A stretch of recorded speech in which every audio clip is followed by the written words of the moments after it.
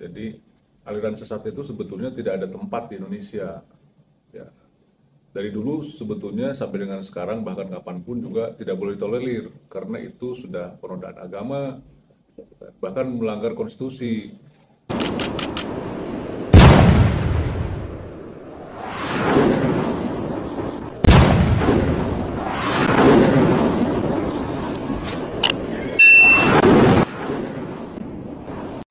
Bismillahirrahmanirrahim. Assalamualaikum warahmatullahi wabarakatuh. Selamat berjumpa kembali para sahabat Hairil Anas TV dimanapun Anda berada di seluruh penjuru Nusantara maupun di mancanegara.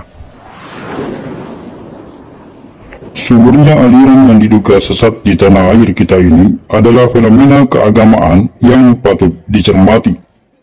Dari perspektif sosiologi, fenomena ini merupakan respon atas perubahan sosial yang tidak dilandasi oleh pemahaman keagamaan yang kuat. Banyak orang yang terjebak untuk ikut ke dalam kelompok sesat disebabkan oleh perasaan frustasi, kecewa, dan kemiskinan. Mereka memilih bergabung dalam kelompok ini sebagai bentuk pelarian dari berbagai bentuk beban sosial. Banyaknya orang yang salah kaprah dalam memahami agama juga menjadi faktor lain penyebab semakin banyaknya orang yang terjebak dalam kelompok beraliran sesat. Direktur Empathy Foundation, Dr. Anton Minardi, SIP, mengatakan pemerintah seharusnya cepat tanggap di dalam merespon fenomena ini, sebab kerap kali memicu konflik antara pengikut setia kelompok sesat itu dengan penganut agama yang merasa agamanya dinodai dan dinista. Sebetulnya negara sudah punya regulasi. Jadi aliran sesat itu sebetulnya tidak ada tempat di Indonesia. Ya. Dari dulu sebetulnya sampai dengan sekarang bahkan kapanpun juga tidak boleh ditolerir karena itu sudah penodaan agama, bahkan melanggar konstitusi ketuhanan yang Maha Esa. Di situ dijelaskan bahkan dalam undang-undang yang orang-orang yang melakukan penodaan agama itu adalah bisa dikenakan pidana tahanan kurungan badan 5 tahun kan. Menurut advokat pembela rakyat itu, pemerintah harus melakukan kerjasama dengan agamawan dalam memberikan pengetahuan agama kepada masyarakat. Bukan sekedar memfatwa sesat, tetapi harus memberikan edukasi dan penguatan pemahaman mengenai ajaran agama yang benar. Bahwa ini terkait memang domain agama begitu kan.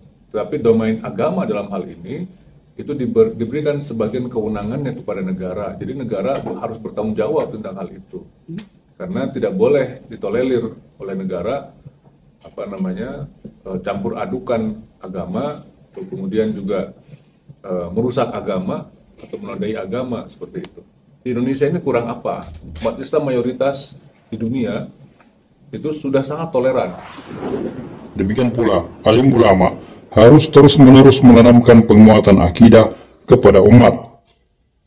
Kita semua tentu heran, di negeri yang mayoritas penduduknya beragama Islam ini justru tumbuh subur ratusan kelompok aliran sesat. Masih segar dalam ingatan kita akan kemunculan Lia Aminuddin yang mendeklarasikan dirinya sebagai ibunda Imam Mahdi. Nisman Roy di Malang, Jawa Timur berijtihad melaksanakan sholat dua bahasa. Abah Endet di Serang, dan yang terbaru Ma'had Al-Zaitun yang mencampur saf laki-laki dan perempuan dalam sholat berjamaah dan menjadikan isi Alkitab agama lain sebagai khutbah sholat Idul Fitri. Avenu shalom alehem, avenu shalom alehem, avenu shalom alehem, avenu shalom, shalom, shalom alehem. Di kalangan penganut Kristiani juga ada sekte hari kiamat yang sempat menggegerkan masyarakat Bandung dengan aksi bunuh diri massalnya. Pembina Majelis Al-Ghuraba Indonesia Jawa Barat, Ustadz Muhammad Abdul Hadis di Bandung mengatakan pihaknya menemukan ratusan kelompok beraliran sesat di kota Bandung sesuai dengan 10 kriteria sesat yang dikeluarkan oleh Majelis Ulama Indonesia. Mereka semua dikategorikan sesat berdasarkan dengan 10 kriteria sesat yang dikeluarkan oleh Majelis Ulama Indonesia. Kalau kami hasil penelitian di lapangan bahwa semua aliran sesat itu rata-rata berurusan dengan dua hal. Urusan makan, urusan perut, dan urusan bawahnya sedikit. Itu. Makanya aliran satu biasanya doktrinnya pertama, selain mengikat jamaahnya supaya memiliki loyalitas tinggi, yang kedua jamaahnya itu biasanya dijadikan ATM dengan doktrin infak, sodako, dengan doktrin fastabikul khairat, membela agama, kemudian dan sebagainya. Tokoh ulama Jawa Barat yang tergabung dalam tim investigasi aliran sesat TIAS, Forum Ulama Umat Islam ini menyebutkan munculnya aliran sesat dilatar belakangi oleh hawa nafsu yang tidak dibarengi dengan pemahaman agama yang benar. Semua kelompok sesat itu sesungguhnya telah melakukan penodaan dengan memanfaatkan agama untuk kepentingan perut. Sehingga kadang-kadang aliran menyimpang itu menjadi underbow, atau kalau tidak menjadi underbow, mereka berpayung di bawah partai politik atau politisi atau kemudian pejabat yang sedang berkuasa dan lain sebagainya. Itu menjadi trik pengamanan untuk melanggengkan pemahaman penyebaran pemahaman sesatnya kepada masyarakat. Itu rata-rata begitu, karena memang setelah itu maka langkah selanjutnya adalah mengumpulkan infak atau sedekah atau mengumpulkan uang untuk keperluan mereka. Biasanya begitu. Pasti ada think tank politik untuk keamanan mereka, agar mereka tetap aman dalam menyebarkan pemahaman sesatnya. Sehingga mereka cari payung. Caranya dengan begitu, membangun komunikasi politik dengan baik dengan penguasa maupun dengan partai politik dan lain sebagainya. Bila kita menarik benang merah antara kelompok sesat dengan penguasa, kita dapat menarik salah satu kesimpulan bahwa fenomena munculnya banyak aliran sesat di Indonesia bermula ketika rezim Orde Baru tumbang. Yang ketika itu terurainya simpul kekuasaan yang selama era Orde Baru mengontrol kehidupan masyarakat dengan ketat. Terjadinya perubahan sosial politik itu dan lemahnya pengawasan pemerintah kepada kehidupan sosial menyebabkan kelompok-kelompok sempalan bermunculan dan subur laksana jamur di musim hujan. Ketua DDI Jawa Barat Muhammad Roinul Balat dalam sebuah forum seminar di Bandung mengatakan kelompok atau jamaah sesat itu sesungguhnya berakar dari komunitas agama induk atau religius mainstream yang besar. Beberapa orang dari pengikut agama induk itu kemudian menyempal, memisahkan diri dengan membentuk kelompok-kelompok sempalan yang dilatar belakangi oleh berbagai sebab dan kepentingan. Seperti ingin merevisi ajaran yang dianggap salah, ingin memurnikan agama yang justru melahirkan ajaran dan amalan yang menyimpang dari ajaran aslinya. Salah satu contohnya bisa ditemukan di dalam kelompok Islam Jamaah LDII. Kelompok yang didirikan oleh Nur Hasan Madigol dengan tujuan ingin mengembalikan Islam kepada bentuk aslinya, yakni berjamaah, beramir, berbaiat, dan bertoat. Sang pendiri dari kelompok ini menilai Islam yang ada di Indonesia selama ini, bahkan di dunia saat ini, semuanya salah karena tidak menganut sistem keamiran, tidak menjalankan prosesi baiat, sehingga semuanya dianggap batil dan harus diluruskan, harus dimurnikan, dan dikembalikan kepada bentuk aslinya, yakni berjamaah dan beramir. Kelompok Islam Jamaah LDI ini mengklaim diri sebagai Islam yang paling sah karena menganut sistem keamiran, meskipun harus dilakukan dengan cara sembunyi-sembunyi. Di luar, mereka menyangkal dan berdusta bahwa mereka tidak memiliki sistem keamiran. Hanya ketua umum saja sebagaimana ormas-ormas lainnya. Tetapi secara internal, mereka meyakini bahwa keamiran mereka adalah tanda sahnya Islam. Tanpa berbiat kepada amirnya, maka Islam dinyatakan tidak sah. Taat amir surga, tidak taat amir neraka. Demikian doktrin yang mereka suntikan kepada seluruh pengikut-pengikutnya. Memang benar, kelompok ini menggunakan Al-Quran dan Al-Hadis sebagai materi pengajarannya dan dalil dalam melaksanakan amalan-amalannya. Para pengikutnya pun sangat yakin bahwa jalan yang mereka tempuh adalah benar, karena mengacu pada Al-Quran dan As-Sunnah. Akan tetapi, kemampuan dan dasar keilmuan dari para pembesar kelompok ini umumnya sangatlah tidak memadai, sehingga pemahaman dalil banyak yang menyimpang dari pengertian yang sesungguhnya atau memang sengaja diselewengkan untuk memenuhi hasrat pemimpinnya. Di mata pengikutnya, para tokoh pembesar itu terlihat sangat berwibawa, berkarisma, memiliki banyak kelebihan, kesaktian, dan tentunya sangat hebat.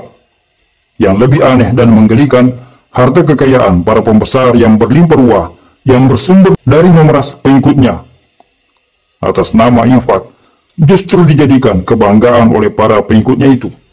Ketika para pembesar hidup berfoya-foya, para pengikut dengan bangga berkata, "Kelompok kami memang kaya." Ini bukti pertolongan Allah, sementara kehidupan mereka sangat memprihatinkan. Sandang pangan sulit, kehidupan ekonomi sempit, sementara kewajiban setoran kepada sang amir tetap wajib untuk ditunaikan. Sesungguhnya, kelompok sempalan seperti Islam Jamaah, LDII, dan berbagai kelompok sesat lainnya itu merupakan splinter group atau kelompok sempalan yang memiliki kemampuan organisasi yang mumpuni. Mereka memiliki semangat juang yang tinggi dengan kemampuan menyebarkan ajaran yang sangat handal, sehingga tidak heran bila pengikut mereka menyebar sampai ke pelosok-pelosok tanah air. Bila kita merujuk kepada metode yang mereka gunakan dalam merekrut pengikut, sesungguhnya sangatlah sederhana. Jaringan keamiran dari kelompok ini menggunakan metode dakwah individu dengan bersilaturahmi ke orang-orang yang menjadi objek dakwahnya, mengadakan pengajian-pengajian dengan jumlah jamaah yang kecil atau sedikit di rumah-rumah. Ini terbukti merupakan metode yang efektif untuk menggait anggota atau pengikut baru yang umumnya anak-anak remaja yang memang masih awam dalam pemahaman agama. Anak-anak muda yang suka dengan hal-hal yang baru dan menantang, dengan pemahaman agama yang kurang matang, sangat mudah disodori dengan tawaran-tawaran ajaran yang dianggap lebih bisa memberikan kepastian. Terlepas dari itu semua, keberadaan kelompok sempalan yang semakin menjamur di negeri ini akan mengganggu kehidupan sosial, karena pasti akan menjadi gangguan bagi kalangan Islam mainstream, karena ajaran-ajaran yang disampaikan oleh kelompok sesat itu menyimpang dari ketentuan yang telah ditetapkan di dalam sumber ajaran Islam yang mengacu kepada Al-Quran dan As-Sunnah secara otentik. Memang, negara menjamin kebebasan beragama dan beribadah kepada seluruh warganya, tetapi itu untuk agama-agama dan aliran kepercayaan yang diakui oleh negara dan telah ada sejak dahulu kala, dan telah menjadi tradisi budaya di Nusantara ini sebelum NKRI terbentuk. Negara juga perlu membedakan mana kelompok yang dijamin kebebasannya dalam menjalankan kepercayaannya itu dan mana yang tidak boleh dijamin. Aliran sesat atau kelompok yang menyimpang itu tentu saja berbeda dengan aliran kepercayaan yang sudah ada di Nusantara ini sejak lama. Aliran sesat adalah sebuah keyakinan yang muncul akibat menyempal atau memisahkan diri dari agama tertentu, bukan hanya Islam, tetapi juga dari agama besar lainnya. Dalam sebuah seminar di kota Bandung, terungkap munculnya ratusan aliran sesat di Indonesia pada umumnya disebabkan oleh sejumlah faktor. Faktor pertama adalah pengaruh krisis yang melanda bangsa Indonesia yang tidak kunjung selesai sejak pudarnya rezim Orde Baru, memberikan tekanan psikologis bagi rakyat Indonesia. Faktor kedua, pengaruh modernisasi yang mendorong masyarakat untuk bersikap individualistis. Mereka tidak lagi memiliki kepedulian terhadap lingkungan sekitarnya, sehingga hal ini memberikan kesempatan yang semakin leluasa bagi kelompok aliran sesat untuk melakukan aktivitasnya dan menyebarkan ajaran-ajarannya. Faktor ketiga, menghilangnya budaya gotong royong, sabi dedungan, saling asah-asih asuh, karena tersisi oleh budaya transaksional. Segala sesuatu termasuk komoditas budaya dan agama selalu diorientasikan kepada transaksi ekonomi. Inilah faktor-faktor yang menghilangkan rasa kebersamaan dan sikap saling peduli di tengah warga. Menyikapi fenomena suburnya aliran sesat di Indonesia saat ini dibutuhkan keterlibatan semua komponen bangsa, mulai dari pemerintah daerah, tokoh organisasi, kemasyarakatan, dan semua elemen keumatan lainnya untuk saling bahu-membahu berdakwah dengan cara yang ramah, sesuai dengan bahasa kaumnya, supaya bisa menekan laju pertumbuhan dan perkembangan aliran sesat ini, supaya bisa hilang dari negeri ini dan tidak semakin berkembang. Di Indonesia itu kan juga ada aturan, ada agama dan agama atau kepercayaan yang sudah diakui di Indonesia. Ya, yang pertama patokannya itu adalah harus berdasarkan kepada ketuhanan yang Maha Esa. Yang tidak berdasarkan itu berarti sebetulnya harusnya tidak boleh tinggal di Indonesia. Kemudian yang kedua, tentu saja ada peraturan Menteri Agama itu kan yang mengakui di Indonesia itu ada 5 dan sekarang jadi 6 agama kan gitu. Itu adalah agama yang sah, yang boleh tinggal di Indonesia. Artinya apa? Yang lain bagaimana? Ikut kepada salah satu begitu. Seperti itu kan. Pemberdayaan melalui pendidikan adalah salah satu strategi yang paling utama. Keinginan pemerintah menghilangkan pendidikan agama dalam kurikulum di sekolah adalah langkah yang sangat keliru dan fatal dan harus diingatkan. Karena justru pendidikan agama di sekolah harus semakin digalakkan, karena sekolah adalah sarana penting untuk mempersiapkan generasi muda untuk tampil, menangkal, dan mencegah penyebaran aliran sesat. Dengan pemahaman agama yang baik sejak dini, generasi muda kita tidak lagi akan menjadi korban dan sasaran penyebaran ajaran sesat. Dan memberdayakan pendidikan agama di sekolah, tentu saja itu merupakan domain pemerintah. Memang, saat ini banyak ormas Islam seperti Muhammadiyah, Nahdlatul Ulama, Persis, dan lain-lain yang mendirikan lembaga pendidikan seperti sekolah, madrasah maupun pesantren dan rumah-rumah tahfiz. Namun harus kita akui, keberadaannya belum merata di seluruh pelosok tanah air dan juga kualitasnya masih berorientasi ala kadarnya. Pemerintah harus mengambil peran dalam memberikan dukungan kepada ormas-ormas Islam yang telah berpartisipasi sangat besar dalam meningkatkan pemahaman agama di tengah umat. Sesungguhnya umat Islam ini sangat haus dengan ilmu agama. Rasa dahaga inilah yang menjadikan mereka kadang terjebak masuk ke dalam kelompok-kelompok yang menawarkan agama.